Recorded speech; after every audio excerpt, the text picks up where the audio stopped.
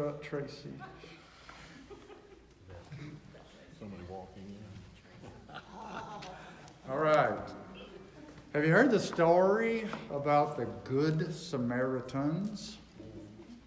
Not the plural, but I've heard the singular one. Well, there's the Old Testament, the Good Samaritans. That's what we're going to talk about tonight. They just all happen to be lepers. So the Good Samaritans who were all lepers. 2 Kings chapter 6. And last week we went through verse 23. And we're going to pick it up there because verse 23 is the end of a particular event, story.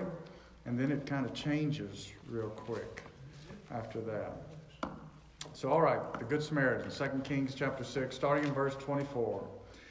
It came about after this that Ben-Hadad, king of Aram, gathered all his army. He didn't like that part of his army getting affected like they were, what we looked at last week, and went up and besieged Samaria. There was a great famine in Samaria, and behold, they besieged it until a donkey's head was sold for 80 shekels of silver, and a fourth of a cab of dove's dung for 5 shekels of silver. Now that is a famine. When you are buying dove poop, and you're not even the best part of the donkey, it's the unclean animal, and there's not a lot of meat going on in a head of anything, much less a donkey's head. You go down to the Philippines and you go in the meat area and the pork, and you see the head looking back at you. It's like head. And they buy the head and cook that. But here you have a donkey's head for 80 shekels of silver, which is supposedly about $1,000. And then this dove dung is for about $100. That somebody did that and crossed it over to our situation. But here you have a famine happening, and the Assyrians, the king of Assyria says, famine, this is a good time to siege them. And when you'd go up and besiege somebody, as it says here, you would go up and you would surround them, and you'd starve them out. You just starve them out. That way, when you don't have to attack them and burn up stuff, you just save all the infrastructure and everything, and you just let them go. Because they can't come out, they can't get any food, they can't get any water. Hopefully they've got a well or something in there. But obviously they have exhausted their food supply, that they have got to the point where they're eating the heads of donkeys and maybe using the dung of the dove for fuel or something. Hopefully they're not eating it. But anyway, only thing worse than a famine is when you got a big army that surrounds you like vultures, just waiting for you to perish, where they can come in and take over. So here you have a siege. It's kind of like tailgating around stadiums, They're all out there, and they're eating, they're enjoying their food, and you're in there, you're starving. You can smell the food, because they had all their food out there in their encampments, just waiting for you to die. All right, so it goes on in verse 26. The king of Israel was passing by on a wall, and a woman cried out to him, "Help, my lord, O king." And he said, "If the Lord does not help you, from where shall I help him? From the threshing floor or from the winepress? There ain't no food, so you might as well drink something." And the king said to her, "What is the matter with you?" And she answered, "This woman said to me, 'Give your son that we may eat him today.'" Y'all did not see that coming? Oh, this is a story you need to hear. "And we will eat my son tomorrow." So we boiled my son and ate him. And I said to her on the next day, "Give me your son that we may eat him." But she had hidden her son. That's not plain fair. We're going to eat my son, we're going to eat your son. But now they're gone from donkeys' heads to eating babies. This is what Deuteronomy 28 predicted when they were told, if they ever turn away from God, then you shall eat the offspring of your own body, the flesh of your sons and your daughters, whom the Lord your God has given you, during the siege and the distress by which your enemy will oppress you. So it is. What? We actually have a person on the political scene suggesting Oh, yeah. Well, there's a guy in Sweden talking about cannibalism as an option, but, even with the abortion situation. Yeah. We look at this and we think it's hard to think of women that would actually boil to eat their babies. And then, okay, this is your day, this is my day, this is your child, my child. This is very distasteful for us, as Nelda is demonstrating right now. This is kind of hard on us. But before we judge them, other generations would find it very hard to believe that we're now killing 1 million children a year through abortion in our country, and over almost 3,000 a day, and selling their body parts. There's a court case that's happening out in San Francisco with the Planned Parenthood baby parts, a RICO trial, where undercover went in and captured them talking about selling the body parts. And the testimony from Alban Romberg, he testified about one of the abortion places. He said, at a regularly appointed time, a FedEx truck would come and would remove various numbers of special refrigerated gel-packed containers. So it was pretty apparent to anybody that this particular place was trafficking in the baby parts. He went on to say he discovered that Advanced Bioscience Resources was purchasing the baby parts, and that they were likely being resold for a study in baldness. Baldness.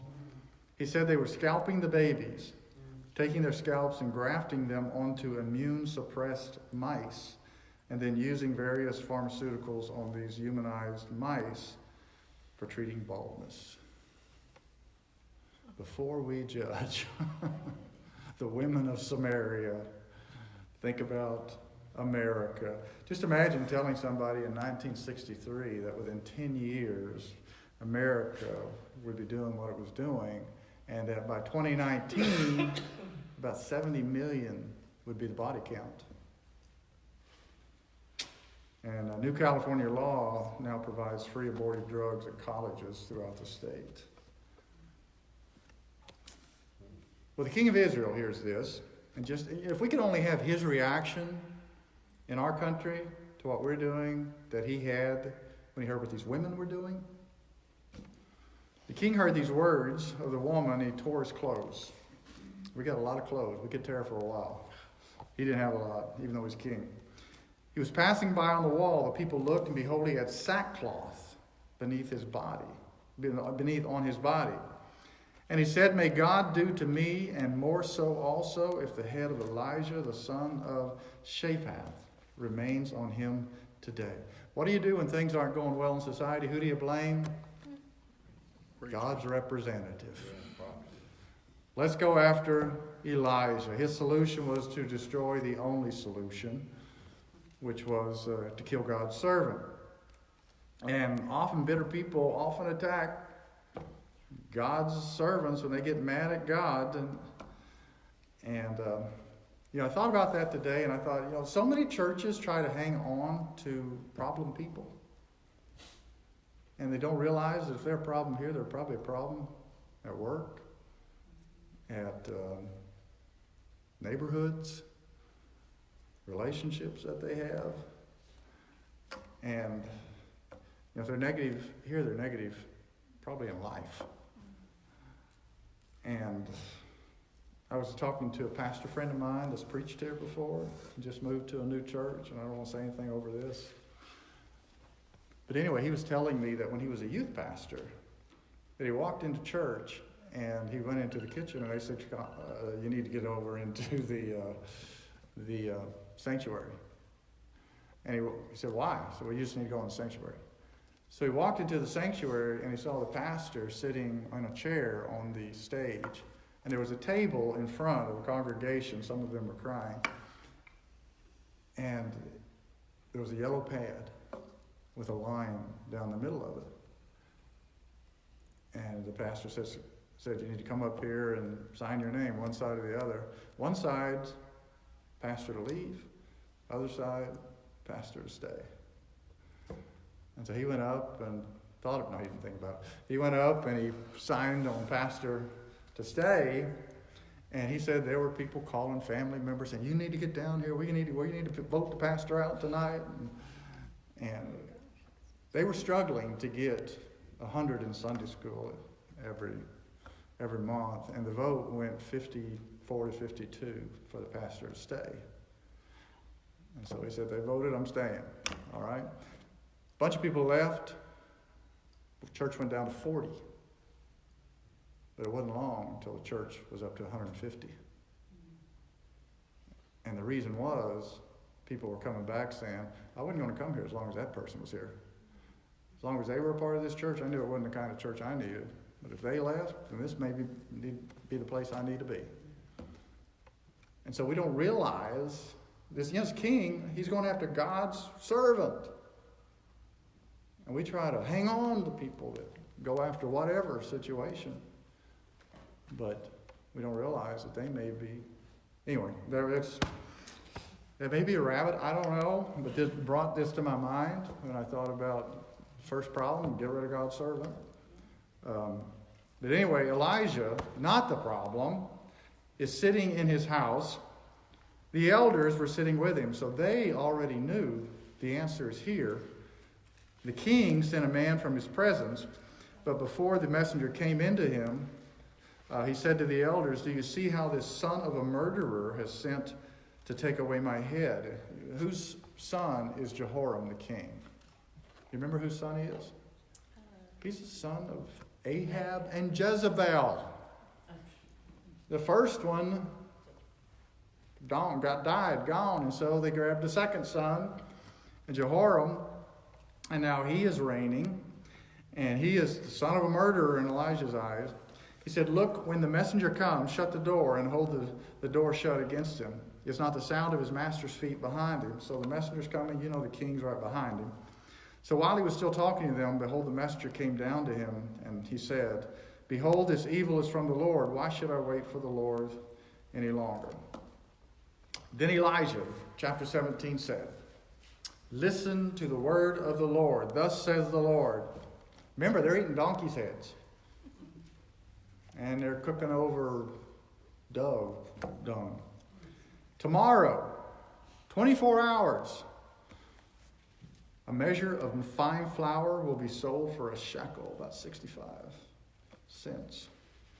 And 2 measures of barley for a shekel. Barley is cheaper grain, so you get twice as much. In the gate of Samaria. 24 hours can change everything. America hopes for that every November first Tuesday. That 24 hours can change everything for the better. But news like that, everything could radically change in 24 hours. That's hard to believe. And here you have this royal officer on whose hand the king was leaning. Now the he's probably hadn't eaten well and all that, or older now. He's hanging on to this royal officer. The royal officer heard what Elijah said and said, behold, if the Lord should make windows of heaven, could this thing be? Elijah made one prediction. King Jehoram has brought his secretary of doubt with him, who pops off and said, there'd have to be windows of heaven for this to happen. So Elijah makes a second prediction, a personal one. And he says, behold, you'll see it with your own eyes, but you will not eat of it. He should have kept his mouth shut. But anyway, this royal officer, he heard the truth, but he refused to walk in the truth he heard. And that was going to affect him. That affects all of us. That's why James said that we need to be not just hearers, but doers of the word. He heard God's truth, but it was above his faith grade to be able to walk in it. Those who don't move to the next level of faith are going to miss out on the fulfillment of God's blessings. That's right. If you can't step it up and move up to the next level of faith. And it's often when we have nothing left to lose that we're willing to seek it most. And we're going to find that with 4 lepers here. They got nothing to lose.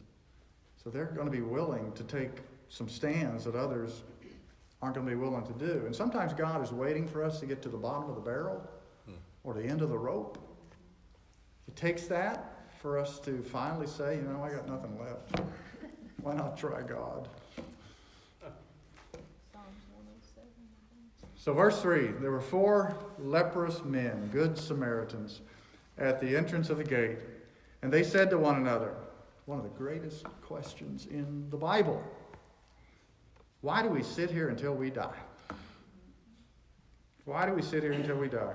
If we say we will enter the city, then the famine is in the city, and we will die there. And if we sit here, we die also. That's 2 options down. Now, therefore, let us go over to the camp of the Arameans. If they spare us, we're going to live. But if they kill us, we're going to die anyway. We'll die. So option number 3 actually has one potential, 50-50 chance. Why do we sit here until we die? Johnny Hunt said that 80% of churches, Baptist churches, are sitting there until they die. That's kind of the commitment they made. We're going to sit here until we die, and with every funeral, we get that much closer. So many Christians are just waiting to die and get buried in the rut they're in. Never risking, never striving to experience things outside their comfort zone. Because that's where God's going to be. That's right. Outside the comfort zone. They have a ceasefire with God. They've never surrendered. They just got a ceasefire. God, I'm not going to take any more shots at you. I'm going to kind of be on your side of things. I'll tell people positive things about you, but don't ask me to give you my life. Don't ask me for surrender. Oh, okay, ceasefire. We're good. But no surrender. And that's not what God is looking for. And God may be pushing your life to get you to a point of surrender. And you're determining how much you got to go through to get there. Why not just decide to go there? So he doesn't have to keep pushing you there, and you don't have to keep wasting time before you get to the fulfillment that only faith at another level can bring you to. Well, they arose at twilight to go to the camp of the Arameans. When they came to the outskirts of the camp of the Arameans, behold, there was no one there. There was nobody guarding. For the Lord had caused the army of the Arameans to hear the sound of chariots and the sound of horses, even the sound of a great army, so that they said to one another, behold, the king of Israel has hired against us the kings of the Hittites, the kings of the Egyptians, to come upon us. Therefore they arose, they fled in the twilight, and left their tents and their horses and their donkeys, even the camp, just as it was, and fled for their life. Surprise! For 4 lepers. God always has surprises in store for those who walk by faith. That's where the surprises are. And many say, I don't want surprises. I want to know exactly what to expect. Well, no surprise for you. You're not going to end up walking into a risky situation and find out that God went ahead of you. God has no path that does not include divine surprises. And only a carnal path has all the bases covered. When I thought about this yesterday, I thought about a guy that I talked to that has invited me to come to New Guinea, and he goes into the Philippines a lot. And I thought about him, and I kind of was going to say something about him. And then I looked at my messages, and he had just messaged me. And he said he was going to Africa, and he was going to be going into the Philippines and Manila, and then I think USA. And I said, well, how are you funded? I've asked him that before, but how are you funded for this trip? He said, I just go trusting God, and then I find out. I find out how I'm funded, because God just takes care of it when I go. So surprise is the word to describe what happens to those who obey God. Isn't it fun to live by surprise? Boredom is not a word in the Bible. We invented that word in America. In the Industrial Revolution, people started getting bored because they all of a sudden weren't occupied all the time, and they were, seeing things that others were doing or on television that they wanted, that they had lived without before, not even cared. All right, when the lepers came to the outskirts of the camp, they entered one tent, and they ate and drank.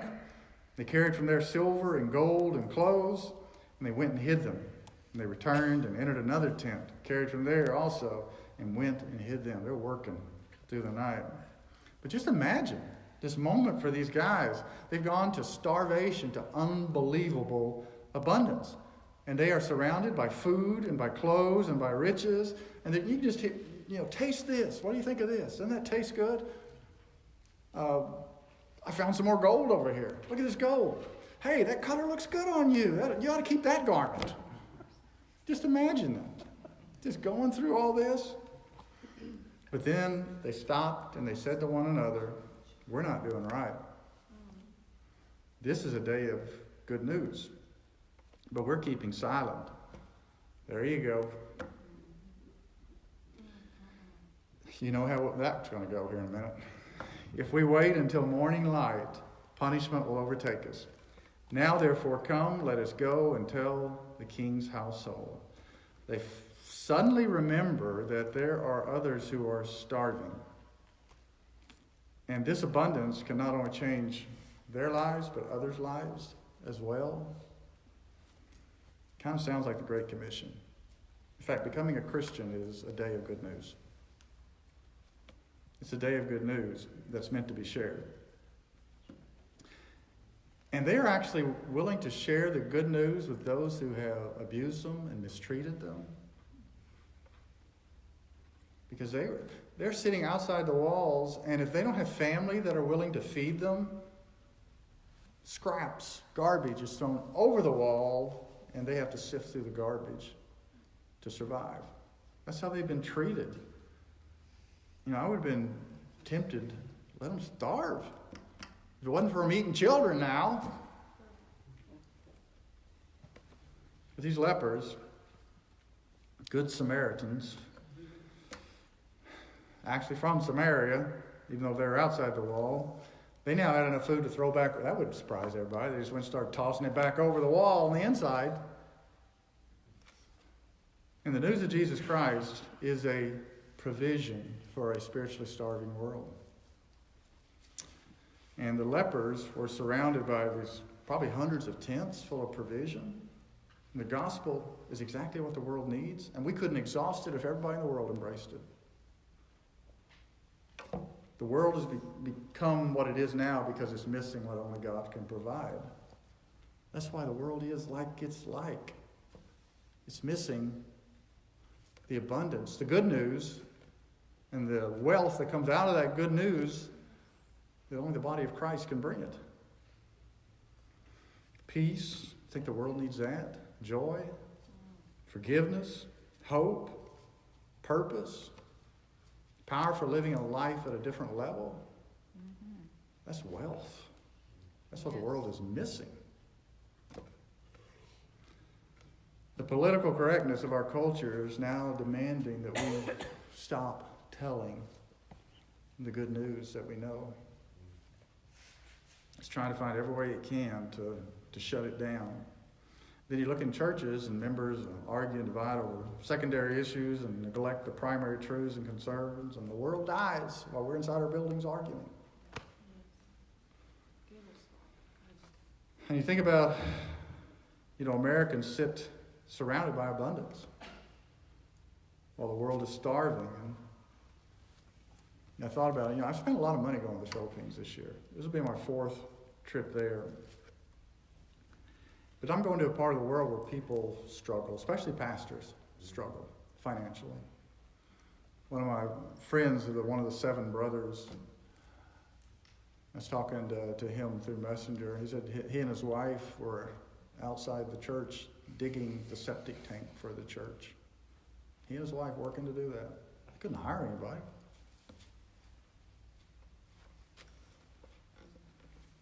But I spent a lot of money, but compared to them, I had a lot of money. In comparison to them.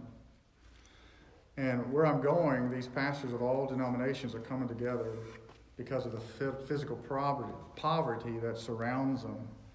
And, they don't have a lot of money, but they naturally try to help the people around them who are in bad shape.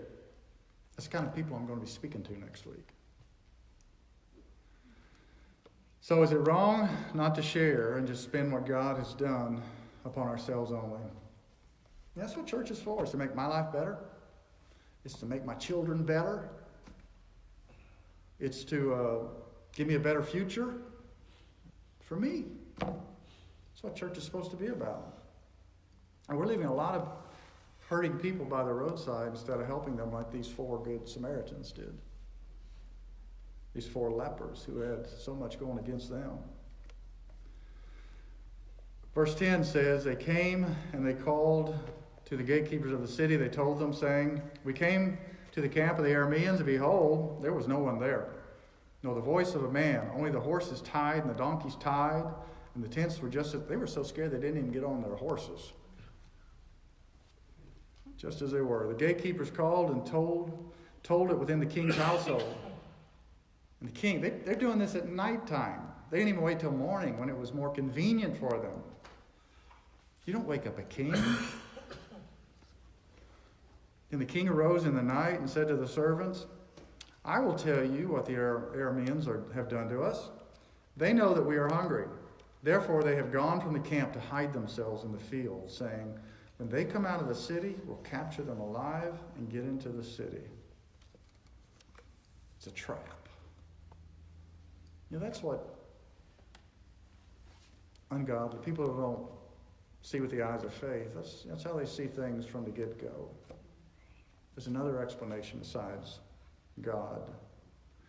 And sometimes, although the good news seems too hard to believe, it's too good not to believe or to try, to consider. And to a world where everybody knows that one day they're going to die, the gospel is at least worth considering. An answer to after this life you know is going to end. One of his servants said, please, let some men take 5 of the horses which remain. They've been eating their horses. They have 5, they're counting them down, which are left in the city. Behold, they will be in any case like all the multitude of Israel who are left in it. Behold, they will be in any case like all the multitude that have already perished. I'm not sure if I repeated that or what. Did it say it twice? Yes. Oh. So let us send and see. They took therefore 2 chariots with horses, and the king sent after the army of the Arameans, saying, go and see. So you got 5 different types of people in this account. You got a king who questions the news, saying it's going to be an ambush. And you got people out there saying, oh, that Christianity, it's a fairy tale. It's a crutch. It's just religion. There's nothing to it. You got a servant of the king who suggests examining the evidence before you make your decision. You got a secretary of doubt who thought it was not possible for God to do big things. You got 4 lepers who had nothing left to lose but to surrender and trust. And then you got Elijah, who walked with God and knew what God had planned and was prepared for it. I want to fit in the 5th. If I can't get in the 5th, I want to be in the 4th. And if I can't be in the 4th, maybe 2, suggested looking at the evidence. But I'm in the 5th. All right, verse 15. They went after them to the Jordan. Behold, all the way was full of clothes and equipment, and which the Arameans had thrown, and they're throwing their clothes off. Maybe, I don't know. Maybe they're just dropping stuff. I don't know. You can run faster. If you've ever run track, they get you in the skimpiest stuff so you can, no wind resistance. Get there as quick as you can. Then the messengers returned and told the king. So the people went out and plundered the camp of the Arameans, and the measure of fine flour was sold for a shekel, and 2 measures of barley for a shekel, according to the word of the Lord. So Elijah's first prophecy, bingo, true. What about the second? Well, the king appointed the royal officer, secretary of doubt, on whose hand he had leaned to have charge of the gate. We're going to put you down at the gate. But the people trampled on him at the gate, and he died, just as the man of God had said, who spoke when the king came down to him. It happened just as the man of God had spoken to the king, saying, 2 measures of barley for a shekel, measure of fine flour for a shekel, will be sold tomorrow about this time at the gate of Samaria. The royal officer he's making sure we remember, behold, if the Lord should make windows of heaven, could it be? And he said, behold, you'll see it with your eyes, but you'll not eat of it. And it happened. The people trampled on him at the gate. When God starts doing things, the naysayers often get trampled by those who are walking in faith. Make those young people calm down. I mean, let them get as grumpy as we are. All of a sudden, God sends revival, and they're, hey, stop this. They get trampled. There's a difference between hearing about and seeing the blessings of the Lord and actually experiencing them. And this guy at the gate, he heard about it, but he would never experience it. So you're not going to see it. You're going to see it with your eyes, but you're not going to ever experience it. You're not going to experience it. And, there are a lot of people who go to churches, Bible conferences, revivals, etc. Those are full of people who have heard and heard and heard. But they've yet to believe enough to step out and experience some things. I was reading Erwin McManus yesterday. He said, perhaps the lives we have chosen require so little of God because they require so little of us. I do not want to watch God work from a distance. Neither do I want to hear the amazing stories of God's activity in the world as if they are fables made for other people in an ancient time. I want to live the kind of life that cannot be lived without the fullness of Christ in my life. If 4 lepers can do it, we can do that. At least I don't have leprosy. I'm not taking scraps over the wall. I got a few more resources to work with. But for many, the Bible is like a menu. Whenever I go out to eat, if it's a restaurant I'm not familiar with, I read from right to left. I look at the costs first. And then I go, okay, this will be all right. The cost is okay. And, many appealing things. It's appealing to many to taste and see that the Lord is good. But again, they look at that right side of the menu and they see, oh, that costs too much. You look on a menu and you've got kind of a Bible. Remember the Bible like a menu? You say, I'll take a plate of Daniel. Well, if you're going to get a plate of Daniel, then at least the lions didn't eat that one yet. So if you got a plate of Daniel, it's going to cost you getting ripped away from your home country as a young person and spending 70 years-ish thrown in lions' dens and not eating what you want to eat a lot of the times. And it's going to be hard. It's going to be hard to swallow that. Well, how about a plate of Joseph? Okay, 13 years in prison. No, I don't want that. How about David? Okay, 13 years on the run from the king trying to kill you. And we'll fight a giant before you finish that plate. Okay, I don't want that. How about a plate of Peter? Upside down, really? That's what they did to him? Plate of Paul seems to have the most on the plate. Yes. 39 times, huh? He got shipwrecked, dangers from all of those places. How about a plate of James? Beheaded. How about James the Less? You got that on the menu? You look at them and you say, I'll have a glass of water and I'll just eat the bread that's free at the table. And I'll just be a bread and water believer. I know steak's on the menu, but the cost's too high. It's too high because the cost is absolute surrender of my life. Mm-hmm. Too high a price? It's the decision most people are making as they close the menu back up. It's a decision all of us have to make. But it's the difference between people who are in the Bible, who have transformed history for God, and those who are just munching on bread and water because it's free, no cost. And that's the way a lot of people treat their Christian life, their church life. Not only no cost, I want you to spend money to make me comfortable. All right, you can pull your toes back in.